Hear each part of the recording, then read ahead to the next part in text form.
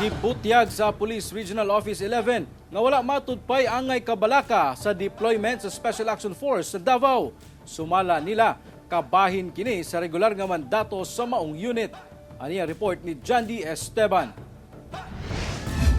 Subling gipasabot sa Police Regional Office 11 nga regular deployment ra ang mga miyembro sa Special Action Force sa Davao. Human ang mass relief sa 35 ka pulis sa Davao City. Daan na batud pang nagadeploy og tropa ang maong unit sa rehiyon kay kabahin kini sa ilahang mandato. Ang ilahang kampo sa Davao anaa daw sa Davao del Norte. May nagtatanong, galing sila ng Maynila.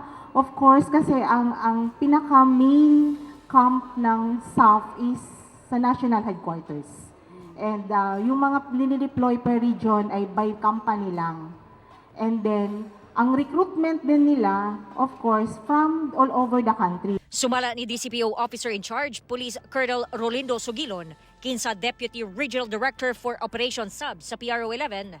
Wala batud pay angay ikabalaka nganong naay tropa ang SAF sa PRO 11. Siguro matingala na nganong na pa yung mga companies na located sa PRO 11 nga insurgency free naman ang Davao Region, but kanang nga company nag-exist na dugay na nga panahon sa dili pa insurgency free ang Davao Region. Ang SAF usa ka special unit sa Philippine National Police nga nakatutok sa counter-terrorism ug internal security operations. Ginadeploy usab sila ugaling dunay ipahigayon nga mga special operation.